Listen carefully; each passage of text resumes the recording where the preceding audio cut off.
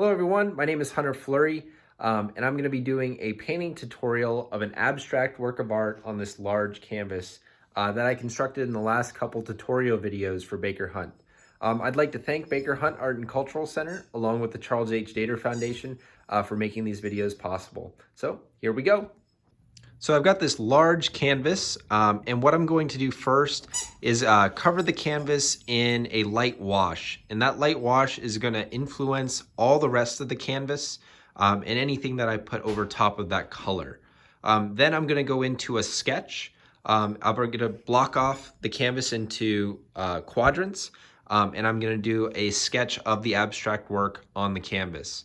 So I'll do a time lapse of both of those processes. And then we'll pick up from there.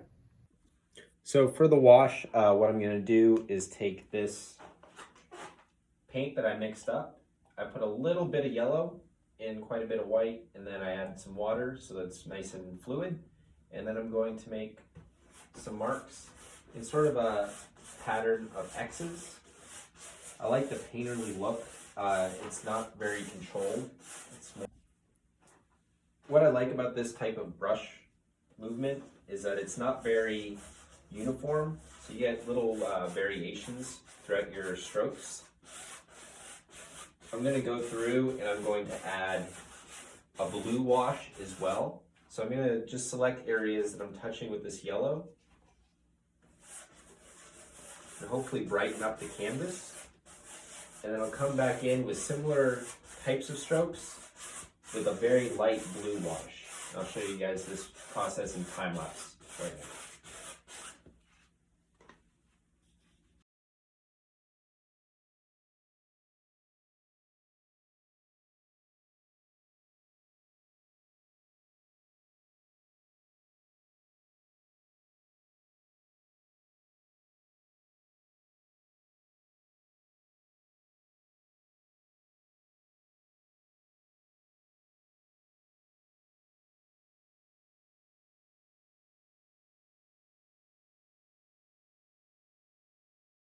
So I just got done with my wash. There's multiple reasons for adding the wash. It's going to tighten up that canvas even a little bit more so from all the gesso that's on there.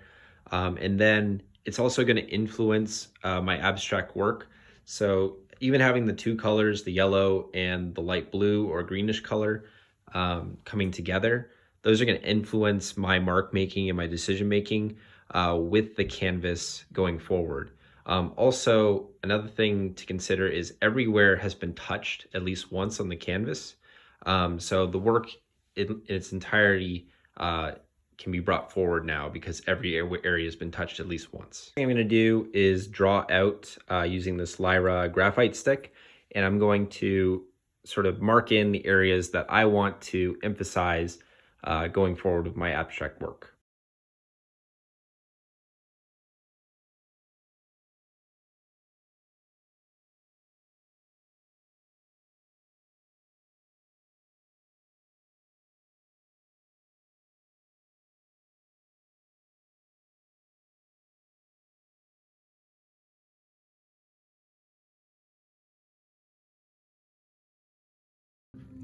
So I broke up the canvas into different quadrants. That was my first part of sketching it.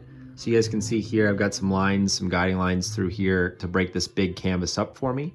And then I'm abstracting a waterfall kind of coming down this way. And then you guys can see I've got some mountains up here. It's very ethereal and it's gonna be very loose in its entirety.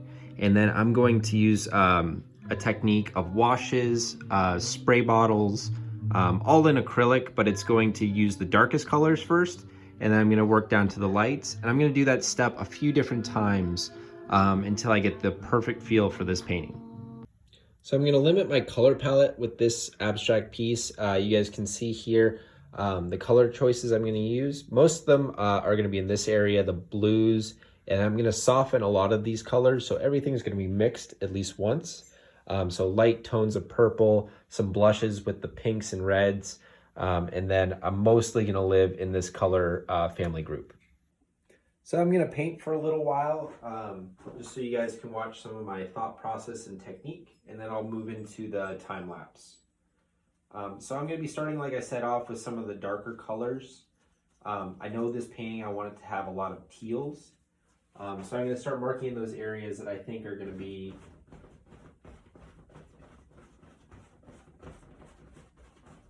the darkest areas. So this is going to be sort of a crest of a mountain as it comes into this waterfall. And it's going to have a lot of high contrast with the waterfall, so I want to make sure that I hit this area nice and good. I'm mixing the edge of my brush. It's a 2-inch wide brush. I'm mixing teals and whites and light blues together to give me the desired color. Something to think about as you're going through doing an abstract: how is the brush making contact with the surface of the canvas? So as you're going through, adding these things in, every part of the canvas has to be a beautiful work of art or a painting. So those are things you have to take into consideration with your mark making. Every moment could stand alone as its own painting. And I'm using a lot of the same color family around the same time. And hopefully I get to work very quickly. They call it attacking the canvas. And that'll allow me to work wet paint on wet paint, which is a big advantage with acrylics if you get that opportunity, because it dries so quick. So if you can get more time with that wet acrylic, you'll blend much nicer throughout. Some people use retarders. They allow you to work with acrylics a little bit longer.